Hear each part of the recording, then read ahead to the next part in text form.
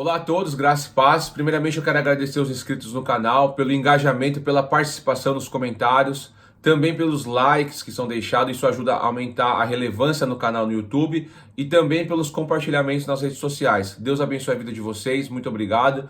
Já quero justificar um pouco a minha ausência, não tenho feito tantos vídeos, nós temos aí os projetos que foram falados em outros vídeos, nós precisamos colocar isso no papel e para isso precisa de leitura, dedicação, a buscar referências em outros livros, né? Outro ponto também é que eu não queria atrapalhar o bom andamento e engajamento dos estudos que o pastor Felipe já está dando sequência de Gênesis e Apocalipse. Por quê? Porque a didática é diferente, ele usa a lousa, e isso facilita muito, eu prefiro assim, né? Agora, no momento, o meu recurso é somente usar o celular e fazer a edição pelo celular. Então eu estou estudando meios de fazer com qualidade e rápido as edições, sem ter aquele processo demorado. Por isso que eu não queria, até resistir um pouco, não queria fazer nenhum estudo. O pastor Felipe pediu para fazer esses estudos, ajudá-los, né? Em Apocalipse, em Gênesis, e eu não queria justamente para não atrapalhar. Agora eu vou fazer sim esses estudos no capítulos por capítulos, mas vai ser da maneira que eu tenho aí os recursos. Então por isso eu peço até a compreensão dos irmãos, né? Porque eu vou ajudar o pastor Felipe, né, no livro de Apocalipse, porque eu vejo que ele tem muitas tarefas, ele está bem sobrecarregado. Então assim, eu peço até a compreensão dos irmãos e oração pela vida do pastor Felipe. Eu vejo a dedicação, o esforço, né? Então por isso que é importante nós reconhecermos os esforços dos irmãos. Tem a igreja ali onde ele pastoreia, tem diversas coisas, como aqui também eu tenho no Japão. Então eu entrei no canal faz o quê? Vai fazer um ano agora. Não fiz tantos vídeos, poderia ter feito mais. Então assim, lógico que é tudo um aprendizado que nós temos, e mais para frente a gente vai aperfeiçoando isso e melhorando a qualidade do canal. E hoje eu quero falar sobre o capítulo 7 de Apocalipse. Então nós vamos voltar no livro de Apocalipse diversas vezes, porque não vamos ficar só uma vez, depois vamos ter estudos aleatórios que vamos falar de algum ponto do livro de Apocalipse. Não vamos conseguir esgotar o assunto nessa leitura que nós vamos fazer agora até o capítulo 22, essa primeira leitura, mas tenha certeza que à medida que nós vamos estudando o livro, as coisas vão se encaixando melhor, porque o livro de Apocalipse não é um livro estático, é um livro que está em constante análise, porque são eventos futuros, então nós não podemos fechar os assuntos dogmaticamente. Eu sempre procuro dizer isso, né? Quando você estuda Apocalipse, você tem que chegar em dois tipos de conclusões: conclusões definitivas e conclusões provisórias. E aí a gente vai definindo isso até as conclusões provisórias virarem definitivas, com o decorrer do tempo, e também analisando todo o conjunto da palavra de Deus. Então, nesse vídeo é o Apocalipse 7, então fique ligado e vamos estudar a palavra de Deus.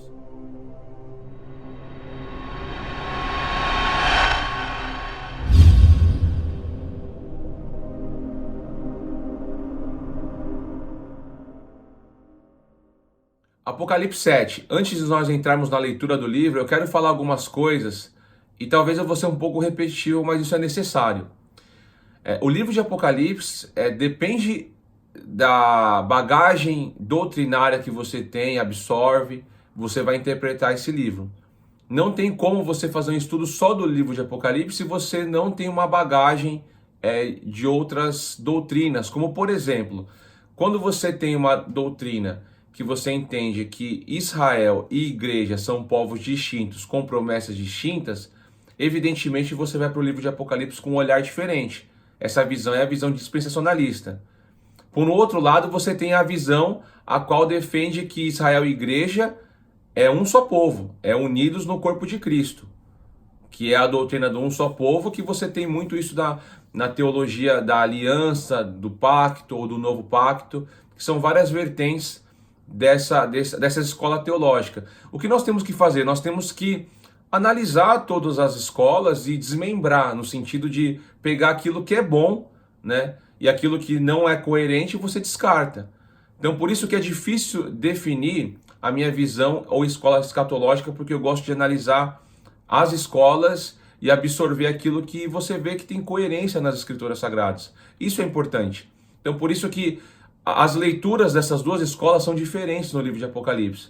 Outro ponto é você fazer uma leitura em ordem cronológica, capítulo 1, 2, 3, como se fosse uma sequência de eventos, cronologicamente.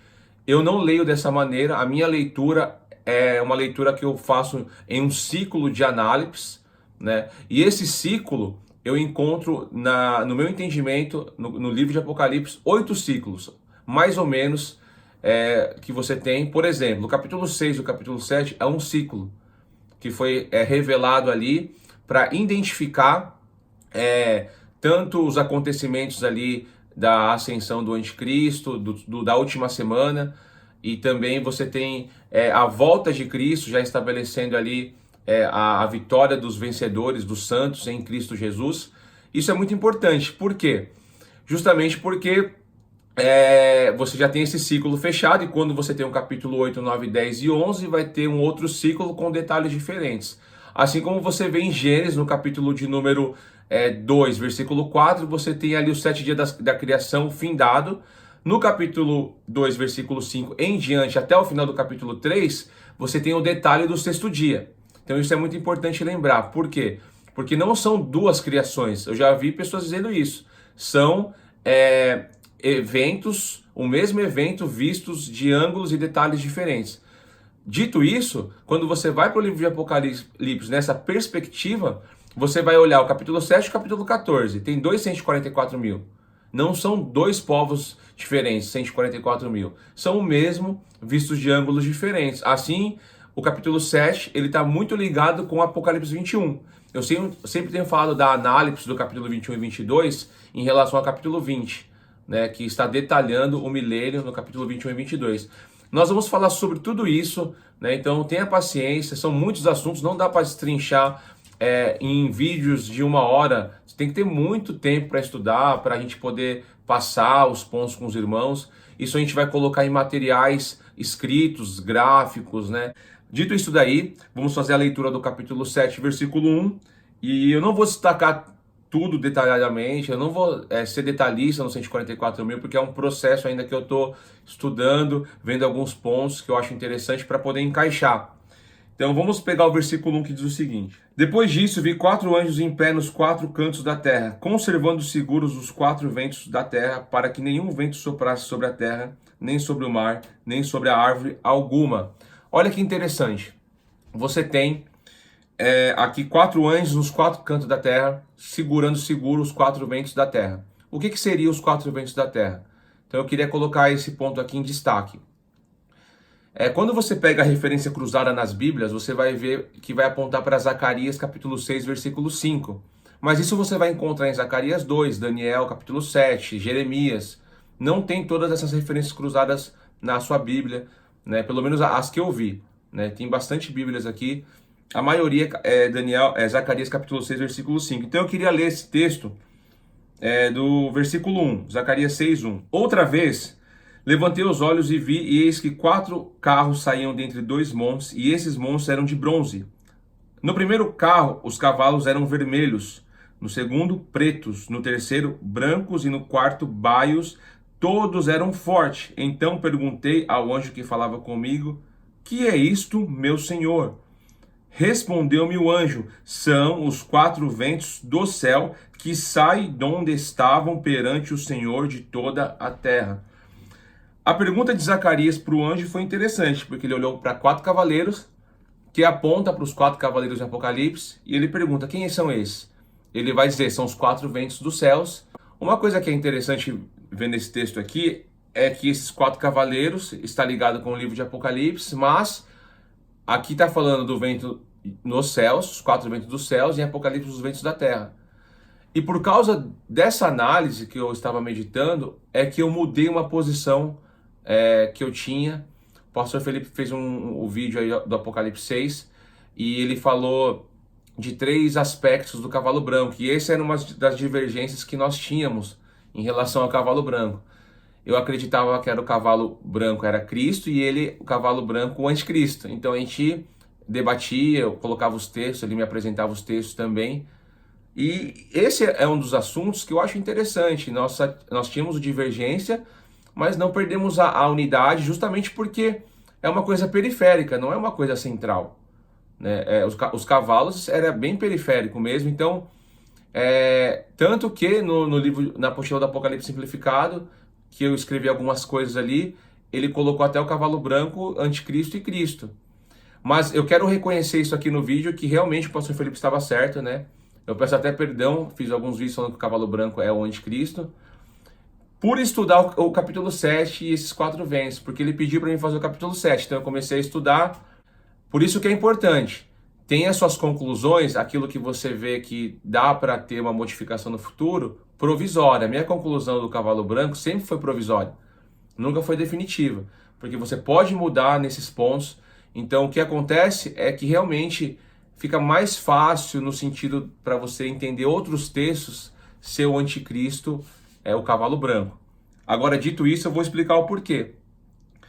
Eu estava lendo Zacarias, eu sempre li esse texto e falava, poxa, mas o que tem a ver os 4 ventos do céu com o da terra, os 4 cavaleiros? Será que o cavalo branco realmente está apontando para o anticristo? Quando eu peguei Daniel capítulo 7, versículo 2, que eu quero fazer essa leitura, começou a cair as escamas e eu comecei a entender essa relação dos ventos dos céus e da terra, né? Por isso que eu quero que você medite, né? Isso foi um fruto de meditação. Estou compartilhando com vocês para que vocês meditem também, estudem e possam somar aí nos comentários. Versículo 2. Falou Daniel e disse, eu estava olhando durante a minha visão da noite e eis que os 4 ventos do céu agitavam o quê? O grande mar. Então os 4 ventos do céu agitavam o grande mar. E quando esse mar é agitado, o que sai? Sai 4 bestas, animais. O leão com as 2 asas, o urso com as 3 costelas na boca, sai o leopardo com 4 asas, 4 cabeças, e o animal terrível com 10 chifres. E tudo isso está relacionado com o livro de Apocalipse, né? Esse grande mar, você vê que ali no contexto do Apocalipse 13 vai sair uma besta do mar, semelhança de leopardo, boca de leão e pé de urso, apontando para os animais com 7 cabeças e 10 chifres, com um detalhe diferente, as 7 cabeças. Nós sabemos que esses animais, nas profecias, você tem ali o leão, Babilônia, o urso, Medo-Pérsia, Grécia, e o 4º animal, muitos colocam como Império Romano, mas tem uma outra possibilidade que eu não descarto, que eu tenho estudado bastante ela, que esse 4º animal não é o Império Romano, mas é o reino já do Anticristo, né? Depois eu posso fazer um vídeo explicando, quando eu tiver uma conclusão bem assim, sólida, eu vou fazer um vídeo sobre isso, que alguns pontos, está até no livro do Apocalipse Simplificado, que é o Império Romano. Mas pode ser que a gente venha a mudar alguns pontos que eu acho que é interessante aí, essa mudança. Mas para falar isso daí, eu preciso analisar outros pontos e analisar a história também, né? Que isso é importante, porque nós analisamos muito a história para entender, principalmente ali da Grécia para frente, né? Tem a divisão do Império Romano, etc, etc. Você vai ver que esse mar, lá em Apocalipse 17, vai falar que a prostituta está assentada, a grande Babilônia, assentada sobre muitas águas, que é povos, línguas e nações. Povos, línguas e nações não é somente isso, mas é também povos que estão dominados por esses reinos, agitados em constante conflito. E aí quando eu fizer um vídeo sobre Apocalipse 21 e 22, eu vou explicar. Tem um vídeo que eu fiz sobre por que o mar já não existe, né? Foi um dos primeiros que eu falei sobre isso daí, como eu entendo essa questão do mar. Isso vai ficar mais fácil para entender quando a gente voltar novamente para Apocalipse 21 e 22, quando chegar ali nesse capítulo. Então você percebe que, voltando para os 4 ventos do céu, eles estão agitando esses reinos, esse mar, e está saindo reinos que são anticristãos, reinos que é contra a Cristo, contra Deus. Porque esses 4 ventos, se falou em Zacarias, que são os 4 cavaleiros, os 4 cavaleiros está relacionado com os 4 cavaleiros em Apocalipse, logo o cavalo branco não pode ser Cristo, né? Tem que ser o anticristo de fato. Mas o que significa, primeiro ponto, os 4 ventos no céu? São os 4 cavaleiros, relacionado à ação do anticristo visto de 4 ângulos diferentes, 4 ações, em toda a história dos reinos no mundo a qual ele dominou. Quando ele vai dizer para Jesus, os reinos desse mundo foi dado a mim, eu dou a quem eu quiser na tentação, né? Então essas ações são vistas de 4 ângulos diferentes, né? Por ações do anticristo. Por isso que João vai dizer que o espírito do anticristo já estava no meio deles ali naquele contexto, quando ele escreveu sua primeira carta, né? Então por isso que eu vejo que Paulo vai dizer também o seguinte, que lá em Efésios 6, que nós não temos que lutar contra carne e sangue, mas contra os principados e potestades nas regiões celestiais, as potestades das trevas. E logo nós vemos que essas ações vistas de 4 ângulos diferentes por esses 4 cavaleiros já acontece em toda a história. Por isso que fala no céu. No céu, porque eles estão agitando, estão influenciando. O que nós podemos interpretar do cavalo branco, né? Eu não vou fazer aqui uma interpretação pormenorizada só para dar uma ideia. Pode ser um cavalo, que a gente fala muito de falsa paz, mas é uma guerra sem armas, porque ele não tem flecha.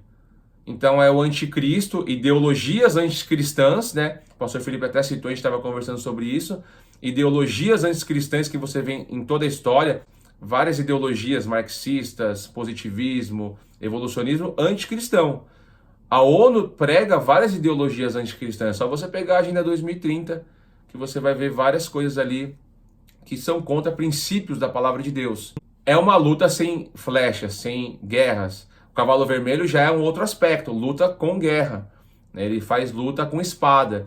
Quantos milhares de cristãos são mortos por essas ideologias? O comunismo matou mais de 130 milhões com Stalin, Lenin, Mao Tse Tung, Pol Pot, né? Você tem Fidel Castro, você tem aí até hoje aí o Maduro, né? Hugo Chávez. Quantas pessoas... Hoje você tem o Kim Jong-un aqui na Coreia do Norte, matando vários cristãos. Na China, perseguindo o Estado Islâmico, o islamismo, o Oriente Médio, perseguições em vários locais aí, né, no Oriente Médio para com os cristãos. Então são ideologia, o islamismo é uma ideologia anticristã, que eles vêm para o Ocidente para fazer uma luta sem armas, de ideias, mas no países deles eles perseguem. Então você vê que isso está agindo, todas essas ações do anticristo estão acontecendo em todo mundo. Contudo, ainda os 4 ventos no céu. Quando vai falar, agora é o segundo ponto, os 4 ventos na terra, é porque essas ideologias, esses 4 aspectos, né, que apontam para os 4 cavaleiros, que são ideologias anticristãs, vai se personificar no reino do anticristo, que acontece na última metade da semana, ali quando ele ascende aos céus, mas na última semana ele já está fazendo aliança com os 10 reis, né? Então nós entendemos que a última semana foi lançada para o futuro. Essa é uma visão dispensacionalista, mas está correto. Agora as demais coisas não, pré-tribulacionismo, divisão de Israel e igreja está errado, né? No meu ponto de vista eu não concordo. Mas na questão das 70 semanas eu acho que eles acertaram nesse ponto e eu acho coerente a interpretação. Então você vai ter a ação do anticristo, mas aí já essas ideologias elas se personificaram nesse reino. Por isso que está na terra. Então a ação de Satanás ela acontece nos céus, mas ele vai ter essa ação na terra. Por isso que fala dos 4 ventos nos céus e na terra. Deu para entender um pouco a questão dos 4 ventos na terra. Então para mim está relacionado com os 4 cavaleiros, aqui no capítulo 7. Por que na terra? Porque é a ação do reino do anticristo já na terra, dentro aí da última semana de Daniel, ok? Tem bastante vídeo falando sobre essa última semana aí no canal, os irmãos podem conferir. Vamos ler o versículo 2 agora, diz o seguinte: Vi outro anjo que subia do nascente do sol, tendo o selo do Deus vivo, e clamou em grande voz aos 4 anjos, aqueles aos quais foram dados a fazer dano à terra e ao mar, dizendo: Não danifiqueis nem a terra, nem o mar, nem as árvores, até selarmos na fronte os servos do nosso Deus. Então nós vamos falar aqui sobre esse selo que foi selado, os servos do nosso Deus, né?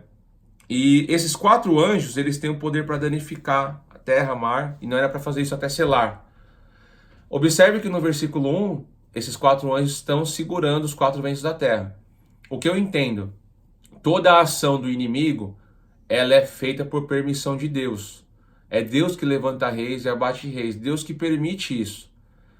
Não existe uma disputa de poder de 50% a 50%. Às vezes você vê uma imagem de um Jesus com o diabo disputando forças, como se eles tivessem a mesma capacidade por igual. E isso é de maneira nenhuma, isso é uma heresia. Por quê? Deus tem todo o poder. Não existe essa disputa. O que acontece que muitas vezes nós não entendemos a linguagem da Escritura Sagrada. Por exemplo, você vai ler Reis. Deus punindo Davi por ter feito o censo, mas lá em Reis vai dizer que Deus incitou Davi a fazer o censo. e Deus punir, não seria uma contradição? Mas quando você lê Crônicas, você vai ver que Satanás incitou Davi a fazer o censo. Como é que você entende essa dinâmica da Escritura Sagrada? Por isso que o livro de Jó é muito importante. Se você analisar o livro de Jó, a ação do inimigo é porque Deus permite que o inimigo vá até aquele ponto. Quando disse lá para Satanás, pode fazer isso, mas não toque na sua vida. Há uma diferença entre provação e tentação. Deus não pode ser tentado por ninguém. Deus não tenta ninguém. Provação, Deus prova. Né? Então eu quero fazer até um estudo sobre isso. São as mesmas palavras, mas o contexto é diferente. Outro ponto, você vai ver em 1 Coríntios capítulo 10, versículo 13, que Deus não nos deixa ser tentado acima das nossas forças, diz o texto. E vai dizer que fiel é Deus, que quando vem a tentação ele nos dá o escape. Então tudo que acontece, nós somos capacitados por Deus para suportar. Então por isso que eu digo, quando vai falar desses anjos, eles retêm, você vê aquelas batalhas que houve de Gabriel com Miguel, ali em Daniel, precisou Miguel vir. Então Deus está intervindo, né, em toda a história. Porque se Deus não intervir na história, o que seria do homem? Porque se Deus não tivesse intervindo na Torre de Babel, talvez hoje as descendências de Nimrod estariam governando o mundo e subjugando com escravidão toda a humanidade. Deus confundiu as línguas, descentralizou, né, o poder, e aí as nações começaram a ter cada um seus reis. Então em toda a história Deus está intervindo, inclusive no nosso contexto atual, Deus está intervindo em vários pontos. Por que esses anjos falam que aqui está dizendo que eles têm o poder para destruir? Porque eles estão segurando, né? Mas quando Deus permitir que eles se levantem, aí eles vão perseguir. Você vai ter ali no contexto da quinta trombeta, que eles vão, 5 meses as pessoas vão ser feridas ali por aqueles, vai ter escorpião, dente de leão, tem várias referências que foi falado aí nesses textos que a gente vai ler agora nos próximos capítulos, que é uma ação do inimigo, mas por permissão de Deus. Outro ponto aqui é o selo, até selarmos os servos do nosso Deus. Quando você pega uma referência cruzada na sua Bíblia, você vai lá para Ezequiel 9:4, nós vamos fazer uma leitura só desse versículo, mas eu vou só dar uma ideia do contexto aqui para vocês, né? Vamos pegar o capítulo. Olha o que vai dizer o texto. Nesse contexto aqui, antes de ler o versículo, você vai ter as abominações de Jerusalém, as visões das abominações da Jerusalém atual.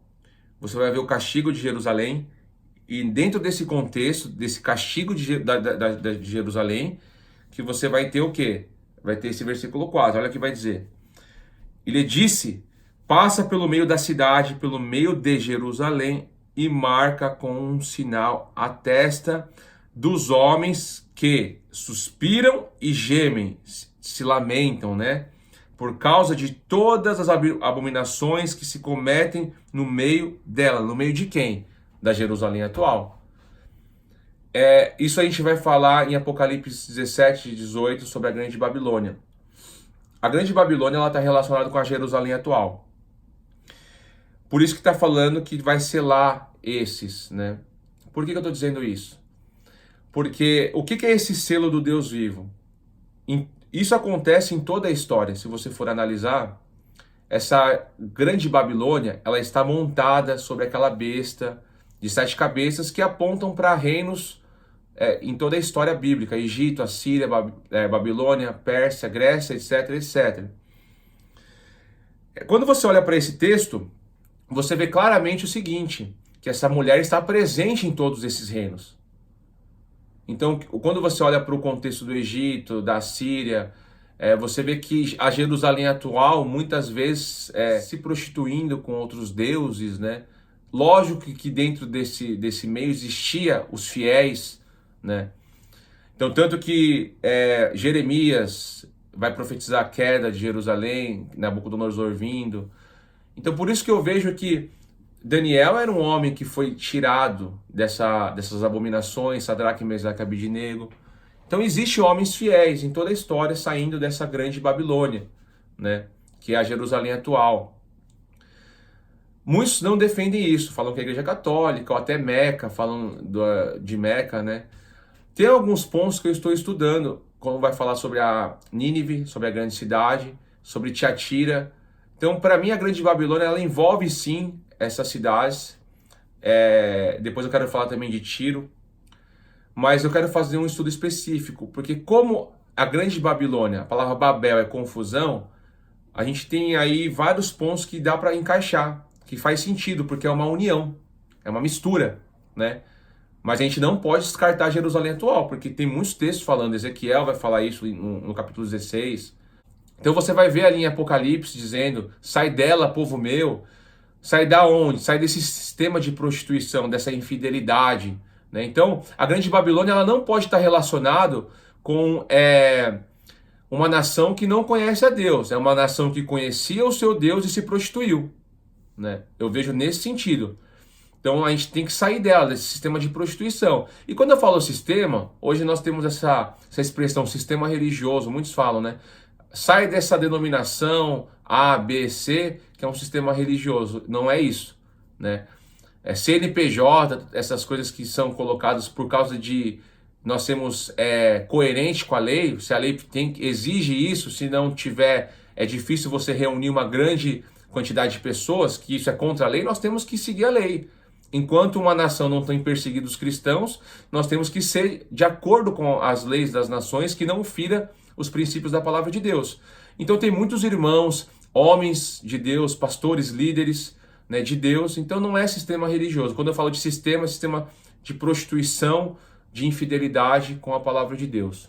Ok? O que é esse selo?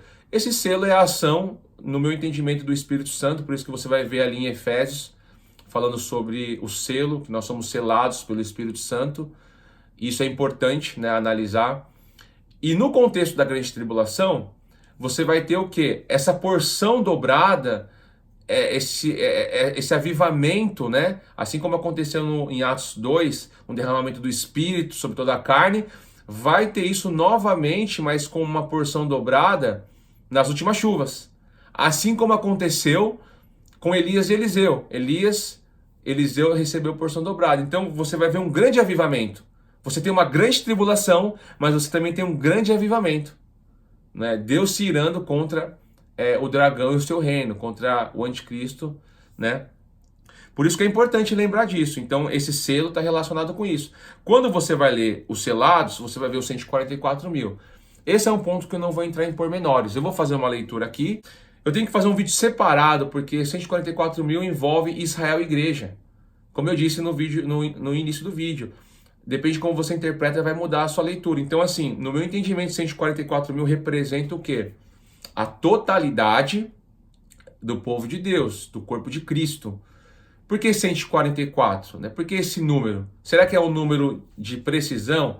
141 já não é mais selado o 141 pessoas? Não é um número de exatidão, mas é um número simbólico que revela algo incrível e tremendo, e você vai ver isso lá em Apocalipse 21. Quando a Nova Jerusalém, que é a esposa do Cordeiro, né, vai dizer assim que ela se preparou com uma esposa ataviada e vai começar a dar referências das portas, das colunas, né, os nomes dos apóstolos, as portas, o nome das tribos. Quando vai falar dos muros, olha o que vai dizer o texto. Vou falar aqui o texto, né, de cabeça. O texto vai dizer assim, que os muros, a medida do muro é 144 côvados, número de homem, número de anjo. Aí você, pera aí, mas como assim? Número de homem, número de anjo, 144 côvados. Você percebe que a numeração ali está falando de um homem e anjo. Por que homem e anjo? Porque Jesus disse que na ressurreição dos santos, nós seremos que nem os anjos. 144 aponta para um número profético, né? Quanto que é 12 vezes 12? 144. 12 mais 12, 24. 144 mil é 12 vezes 12, dá 144 mais 1000. Então você tem o quê? 144 mil. Por isso que é importante a gente fazer essa análise. 1000 por quê? Está identificando ali aquele contexto do Apocalipse 20. O reino milenar para mim é literal, né? Acontece na Terra. Dito isso daí, eu vou fazer um próximo vídeo para não ficar tão grande esse, já deve ter ficado bastante extenso. Falando agora uma outra parte sobre essa grande multidão que está relacionada com 144 mil, fazendo uma ligação com Apocalipse 21, ok?